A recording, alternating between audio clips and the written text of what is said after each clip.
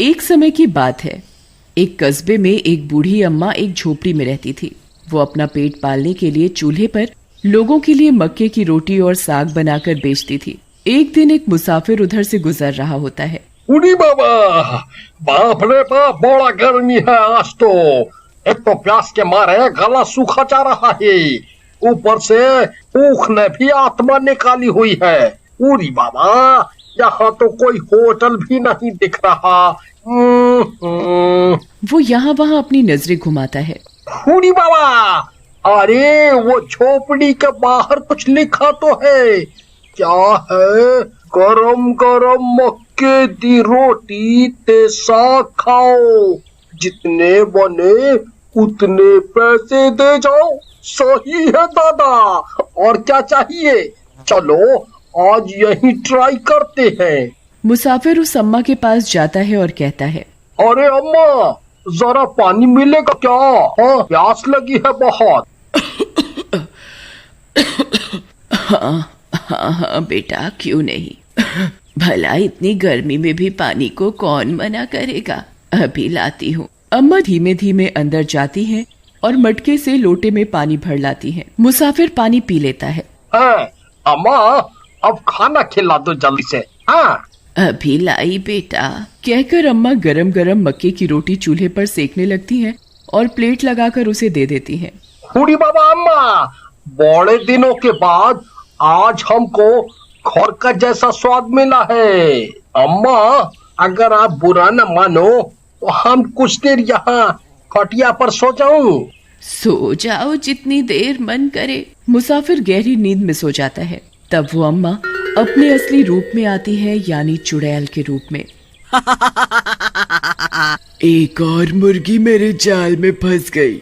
मेरी जादुई मक्के की रोटी खाई है तूने, बस कुछ ही देर में ये रोटियां तेरे शरीर में बहते रक्त में घुल जाएंगी और फिर तुझे ना चाहते हुए भी यहाँ आना ही पड़ेगा। कुछ घंटे सोने के बाद जब मुसाफिर की नींद खुलती है तो चुड़ैल वापस अम्मा के रूप में आ जाती है। अच्छा अम्मा, धन्यवाद। ये लो पैसे, भगवान ने चाहा तो फिर मिलेंगे।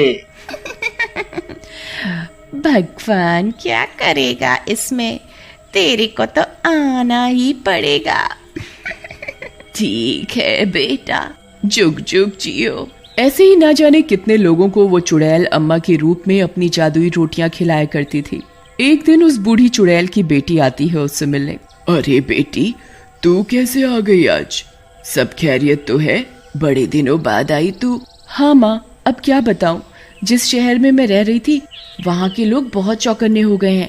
उनको बेवकूफ बनाना अब आसान नहीं मेरे लिए। वहाँ मेरा गुजारा बिना इंसानों को खाए उनका खून पिए नहीं हो रहा है। पता है, मैंने महीनों से ताजा इंसानी खून नहीं पिया है। बेटी, तू ही तो जिद करके गई थी शहर, वरना इस कस्बे में भी शिकार कम नहीं है। रोज 2-4 फंसी जाते हैं। ऐसा तू क्या करती है जो लोग खुद चल के मौत के मुंह में आते हैं?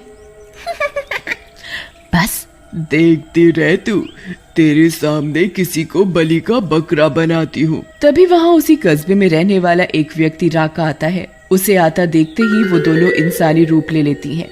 और माँ, जल्दी से मक्के की रोटी साग के साथ ला दो। हाँ हाँ बेटा, क्यों नहीं। चुड़ैल की बेटी को ये सब समझ नहीं आ रहा था। ये मेरी माँ को क्या हो गया है, इंसान की सेवा कर रही है। यहाँ इंसान आसपास नहीं भटकता और इधर इंसान चल के आ रहा है तो ये रोटी साग खिला रही है, वो भी खुद बना के।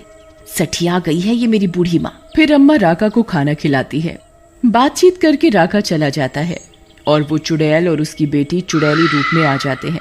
ये क्या ड्रामा है माँ, रोटी साग वो भी खुद बनाकर, वो भी इंसान जाति के लिए? अरे ये जादुई रोटियां हैं, जो भी इन्हें खा कर जाता है वो दोबारा जरूर आता है। उसकी तलब इतनी बढ़ जाती है, चाहे कोई विदेश भी चला जाए तो 1 महीना होते ही उसकी भूख उसे यहाँ खींच लाएगी। अगर तुझे यही करना है तो चूल्हे पर अपना खून क्यों फूकती है? रोटी मशीन ले आते हैं एक। वो क्या होता है? अरे माँ, वो एक रोटी बनाने वाली मशीन है, इसमें सैकड़ों रोटियां एक साथ बन सकती हैं। चूल्हे पर जितनी तू हफ्ते भर में बना पाएगी उतनी 1 घंटे में बन जाएगी। पर तेरा ये काम सही लगा मुझे। अब मैं भी यहीं रहूंगी। चुड़ैल की बेटी शहर जाकर जादुई रोटी बनाने वाली मशीन ले आती है। अब दोनों चुड़ैल माँ बेटी मिलकर जादुई रोटियां बनाकर लोगों को खिलाने लगी। चुड़ैल की बेटी ने शहर तक जादुई रोटियों का प्रचार फैला दिया। अब चुड़ैल और उसकी बेटी के पास रोज के 15-20 लोग आने लगे और उनकी जादुई मक्के की रोटियों के जाल में फंसने लगे। करीब करीब 1 महीना हो जाता है। एक सुबह वही मुसाफिर सोकर उठा ही होता है कि ओह ओह, हमारा पेट, ओहो, भूख के मारे हमारा पेट बहुत दुख रहा है। क्या खाऊं मैं? मुसाफिर बिस्तर से उठता है और किचन में नाश्ता बनाता है। अरे भगवान, ऐसी क्या आग लग गई इस पेट में कि इतना नाश्ता करने के बाद भी भूख लगी ही जा रही है। अभी क्या खाऊं मैं? मुसाफिर घर में जो कुछ भी खाने का रखा होता है खा जाता है, फिर भी उसकी भूख शांत नहीं होती। हुडी बाबा, इतना सब खाने के बाद भी हमारा मन वही मक्के का रोटी और साग खाने को करता है। आज तक ऐसा पहले कभी नहीं हुआ। आज पता नहीं ऐसा क्यों लग रहा है। मुसाफिर को अपने पेट के आगे हाथ जोड़ने ही पड़ते हैं और वो शहर में कस्बे में आता है अम्मा के हाथ का खाना खाने। इतना सब खाने की वजह से मुसाफिर का पेट बहुत बड़ा हो जाता है, पर भूख के मारे उसका पेट तो मानो जमीन में कटकर गिरने वाला हो। कुछ देर चलने के बाद मुसाफिर चुड़ैल की झोपड़ी में पहुंच जाता है। अरे अम्मा, अरे अम्मा किधर हो? अरे कहाँ हो अम्मा? ओ अम्मा! अम्मा मुसाफिर को देखकर अजीबोगरीब तरीके से मन में हंसती है। हाँ बेटा, ये रही मैं। अम्मा, बहुत भूख लगा है, जल्दी से हमको खाना लगा दो। चुड़ैल और उसकी बेटी जल्दी जल्दी रोटी मेकर से जादुई मक्के की रोटियां बनाकर उसे परोस देती है। यहाँ मुसाफिर भूख के मारे कई सारी जादुई रोटियां खा जाता है। उसकी भूख इतनी बढ़ जाती है कि वो दिमागी संतुलन खो देता है और वहीं चुड़ैल के कदमों में बैठ जाता है। चुड़ैल और उसकी बेटी असली रूप में आ जाते हैं। ए इंसान, आज से तू मेरा गुलाम है, खड़ा हो और मेरे पीछे पीछे आ। मुसाफिर अपनी सुध-बुध खो रखा होता है और उस चुड़ैल के पीछे पीछे चलने लगता है। झोपड़ी के अंदर से एक खुफिया रास्ता जा रहा होता है जो कि सीधा जंगलों में पहुंचता है। यहाँ तेरी चीख सुनने वाला कोई नहीं होगा। और वो उस मुसाफिर का सर धड़ से उखाड़कर अलग कर देती है और उखड़ी हुई गर्दन से खून पीने लगती है।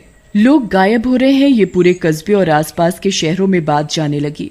कल रात जंगल में फिर से एक बिना सर का धड़ पाया गया। सोच कभी मैं भी जाऊं और तुझे मेरे धड़ की खबर सुनने को मिले। तुम्हारी हरकतें ऐसी हैं कि तुम्हें तो यमराज भी आधे रास्ते से ही वापस छोड़ जाएगा परेशान होकर। अब अमावस्या की रात आती है। आज रात को तो पूजा होनी है और इंसान की बलि देनी है। पर कहाँ से लाएंगे इंसान हम? लालच में आकर हम रोज के शिकार खा डालते हैं। कोई नहीं, मेरे पास एक तरकीब है, चलो। चुड़ैल अपनी झोपड़ी के बाहर बोर्ड में लिखती है, जी भर खाओ मौज उड़ाओ पर सिर्फ आज रात। फ्री में खाने का सुनकर कस्बे के वे सब लोग जिनकी तलब जगी पड़ी थी वे लोग आने लगते हैं। चुड़ैल और उसकी बेटी रोटी मेकर से कुछ ही घंटों में सबके लिए जादुई रोटियां बना लाती हैं और वे सब सुध-बुध खोकर चुड़ैल के पीछे जंगल में पहुंच जाते हैं। मैंने कहा था ना, मेरी जादुई रोटियां कितने कमाल की हैं। वाह माँ, मानना पड़ेगा तुझे। फिर दोनों माँ बेटी जोर जोर से हंसने लगती हैं। चुड़ैल पूजा की तैयारी करती है और सब लोगों को बलि देने के लिए नीचे मुंह करवा कर बैठा देती है। ओह मेरी चुड़ैलों, आ जाओ, उस दुनिया से आज इस दुनिया में आ जाओ। आज अमावस की रात हमारे लिए कितनी खास होती है, आओ जल्दी आओ। दोनों चुड़ैल माँ बेटी मिलकर आवाहन करती हैं। तभी आसमान से कुछ चुड़ैलें जमीन पर उतरने लगती हैं। अरे तूने तो इंसानों की फौज ही लगा दी आज। सब जादुई रोटियों का कमाल है। चलो अब जल्दी से पूजा खत्म करके फिर बलि चढ़ाते हैं, समय कम रह गया है। अकस्मात से उस रात कस्बे का प्रधान उस जंगल में पहुंच जाता है और ये घटना छुपकर देख रहा होता है। इधर सब चुड़ैल मिलकर उन गुलाम लोगों की बलि देकर उनका खून पीने लगती हैं। अरे बाप रे, चुड़ैल, कस्बे में चुड़ैल, वो भी झोली भर के। इतनी चुड़ैल देखकर तो लगता है चुड़ैलों की बारिश हुई हो। मुझे यहाँ से निकलना होगा, वरना मुझे यहाँ इन भूतनियों ने देख लिया तो मेरा भी राम नाम सत्य पक्का है। इधर चुड़ैल मिलकर उन लोगों का खून पी रही थी। इससे पहले कि कोई हमें असली रूप में देखे, हमें वापस झोपड़ी में चले जाना चाहिए। प्रधान लड़खड़ाता गिरता पड़ता घर पहुंचता है। अगले दिन से अम्मा और उसकी बेटी वापस मक्के की जादुई रोटियां बेचनी शुरू कर देती हैं। आखिर वो चुड़ैल यहाँ आई कैसे? कस्बे का प्रधान होने के नाते मुझे कुछ तो करना ही पड़ेगा। 2 दिन बाद लल्लन प्रधान के घर जाता है। उसके घर का दरवाजा खटखटाता है। प्रधान, ओ प्रधान, अरे प्रधान जी दरवाजा खोलो। कौन कौन कौन है बाहर? अरे प्रधान जी, हम हैं लल्लन, पंचायत वाले। आज इतना जरूरी फैसला करना था, कितने हफ्तों से फैसला अटका पड़ा था और इतने जरूरी दिन तुम आए नहीं। ऐसा तो कभी हुआ नहीं, फिर अब कैसे है? क्या बात हो गई ऐसी, बताओ तो। मुझे कोई बात नहीं करनी, मुझे कोई बात नहीं करनी किसी से। तुम जाओ यहाँ से, जाओ यहाँ से। नहीं, मैं नहीं जाऊंगा जब तक तुम मुझे बात नहीं बता देते कि तुम ऐसा व्यवहार क्यों कर रहे हो। पहले कभी तुमने ऐसा नहीं किया प्रधान। लल्लन के लाख पुकारने पर भी प्रधान दरवाजा नहीं खोलता। लल्लन वहाँ से चला जाता है। मैं सबको कैसे बताऊं कि मैंने उस दिन जंगल में क्या देखा? कस्बे का प्रधान होने के नाते मेरा फर्ज बनता है कि मैं लोगों को उस मुसीबत से बचाऊं, उन खून की प्यासी चुड़ैलों के चुंगल से बचाऊं। पर कैसे कैसे? लल्लन घर आके रात भर इसी बारे में सोचता रहता है। कई दिन बीत जाते हैं। इधर चुड़ैलों का मौत का सिलसिला चलता रहता है। एक दिन प्रधान उसी सड़क से जा रहा होता है, तभी उसकी नजर उस मक्के की रोटी बनाने वाली मशीन पर पड़ती है। अरे, इतनी बड़ी मशीन, पर इस कस्बे में इतने पैसे किसके पास हैं जो इतनी महंगी मशीन खरीद कर ला सके? जरा चल के पूछा तो जाए, आखिर कौन रईस आ गया। प्रधान झोपड़ी की तरफ बढ़ता है और उस अम्मा और उसकी बेटी को देखता है लोगों को खाना परोसते हुए। इस झोपड़ी की हालत देखकर तो लगता है इन माँ बेटी को 2 वक्त का खाना भी मुश्किल से मिलता होगा, और रोटियां बनाने के लिए इतनी महंगी मशीन। कुछ तो गड़बड़ है। एक काम करता हूँ, मैं यहीं कहीं छुप जाता हूँ और देखता हूँ कि आखिर माजरा क्या है। तभी जो मुसाफिर खाना खा रहे होते हैं, उन्हें नींद के चलते अम्मा वहीं खटिया पर सोने को कहती है, और जैसे ही वे सोते हैं, अम्मा और उसकी बेटी अपने असली रूप चुड़ैल अवतार में आ जाते हैं। क्या बात है, हमें इससे ज्यादा सुकून की जिंदगी नहीं मिलेगी कहीं। बिना किसी खौफ के हमें शिकार पर शिकार मिलते रहते हैं। शहरों में क्या रखा है सिवाय डर के, और यहाँ देखो ऐश की जिंदगी। प्रधान ये रूप देखकर सहम जाता है। अरे, ये तो वही चुड़ैल है, जंगल वाली। इसका मतलब ये माँ बेटी इतने दिनों से भेष बदल कर इसी कस्बे में रह रहे हैं और भोले भाले लोगों को रोटी साग खिला के अपना शिकार बना रहे हैं। और यहाँ सबने इन्हें गरीब समझकर रहने के लिए जगह भी दे दी, पर ये तो आस्तीन की चुड़ैल निकली। कुछ तो करना पड़ेगा, जल्दी ही करना पड़ेगा, वरना ये चुड़ैल इस कस्बे को तहस नहस कर देगी। प्रधान भागे भागे पंचायत घर जाता है। मुझे कस्बे की पंचायत को ये सब बता देना चाहिए। कस्बे के हित की बात है, मुझे चुप नहीं रहना चाहिए। पर मेरी बात मानेगा कौन? क्या कोई मेरा विश्वास करेगा? अपनी ही सोच में उलझकर वो पंचायत घर जाते जाते रुक जाता है। तभी लल्लन उसे देख लेता है। अरे प्रधान जी, तुम इतना पसीना पसीना क्यों हो रहे हो? ऐसा क्या हो गया तो तुम इस तरह भाग रहे थे? कहाँ जा रहे? क्या करूं, इसे बताऊं या नहीं? ये मेरी बात मानेगा भी कि नहीं? अरे प्रधान जी, कहाँ खो गए? देखो लल्लन, मैं तुम्हें अब जो कुछ बताने जा रहा हूँ उसे ध्यान से सुनना और समझना। फिर प्रधान लल्लन को उस जंगल में देखी पूरी घटना बताता है। फिर आज जो कुछ भी उसने देखा वो सब विस्तार से समझाता है। लल्लन ये सब सुनकर दंग रह जाता है। ये तुम क्या कह रहे हो? चुड़ैल और हमारे कस्बे में? हाँ, मैं सच कह रहा हूँ। मुझे पता है कोई मेरी बात पर विश्वास नहीं करेगा, इसीलिए मैंने अभी तक किसी को कुछ नहीं बताया। पर जो मैंने आज देखा वो खतरनाक है।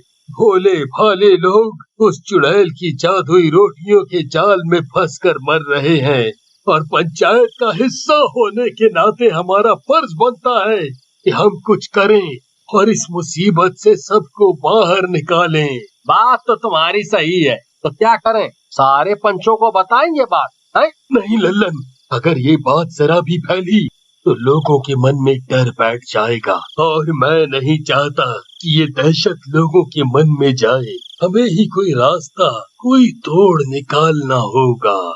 बहुत सोच विचार कर वे एक योजना बनाते हैं। अब चाहे जो हो जाए, हम सबको इन जादुई रोटियों से आजादी दिला के ही रहेंगे। हाँ। फिर वे लोग एक मंदिर में जाते हैं। वहाँ उन्हें एक बाबा मिलता है। वो बाबा को चुड़ैल के बारे में सारी जानकारी देते हैं। बच्चा, तुम लोग चिंता नहीं करो, बुराई कभी भी अच्छाई पर हावी नहीं हो सकती, इसका तोड़ जरूर मिलेगा। बाबा अपनी सिद्धिपूर्ण किताब खोलता है और उस मुसीबत से निजात पाने का तोड़ ढूंढने लगता है। काफी तर्क वितर्क करके बाबा एक नतीजे पर आता है। बेटा, जो जादू अन्न के सहारे इंसानी खून में मिलाया जाए उसका तोड़ बहुत मुश्किल है पर नामुमकिन नहीं। एक बार फिर सोच लो, ये बहुत खतरनाक है, इसमें तुम्हारी जान जाने की भी नौबत आ सकती है। प्रधान और लल्लन बाबा की बात सुनकर एक दूसरे की शक्ल देखने लगते हैं। फिर कुछ लम्हा रुककर दोनों लंबी सांस खींचते हैं और कहते हैं, हम पंचायत का हिस्सा हैं। कस्बे वालों ने हमें अपनी सुरक्षा के लिए पंच बनाया है। अगर हमारे रहते हुए भी उनकी जान की सुरक्षा हम न कर पाए तो तू है हमारी जिंदगी पर। क्या मुंह लेके भगवान के घर जाएंगे ये अपना फर्ज भी ढंग से ना निभा सके?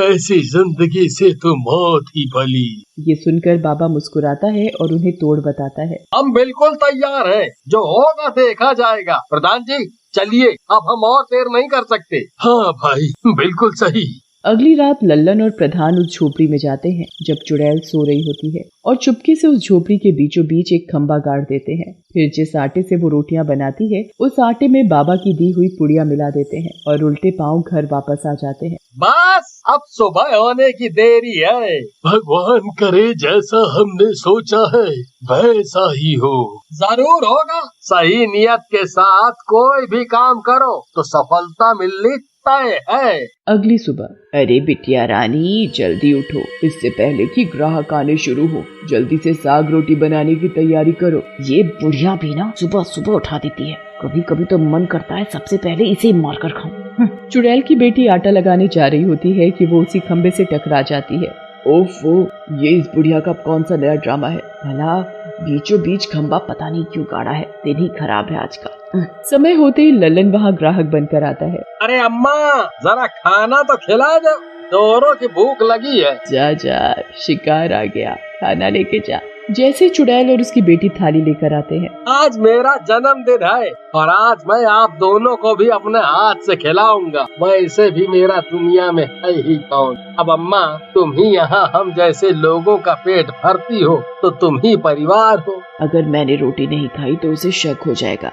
हाँ हाँ, क्यों नहीं बेटा। लल्लन दोनों माँ बेटी को जैसे ही वो रोटी खिलाता है वो दोनों चुड़ैल रूप में आ जाते हैं। ओह, तो ये है तुम दोनों की असलियत है? ये तूने अच्छा नहीं किया, अब तूने असली रूप देख ही लिया है, तो समझ कि तेरा क्या होगा। तभी प्रधान वहाँ जाता है। अरे हमारा क्या होगा ये बात की बात है, पहले तू अपना देख हैवान चुड़ैल। और दोनों मिलकर चुड़ैल माँ बेटी को उस खंबे की तरफ धकेल देते हैं। वो खंबा सिद्धि ताकतों से पवित्र करके लाया गया था। जादुई रोटियों में मिली भस्म से चुड़ैल कमजोर पड़ जाती है और खंबे में टकराने की वजह से वो हमेशा के लिए उसी में कैद हो जाती है।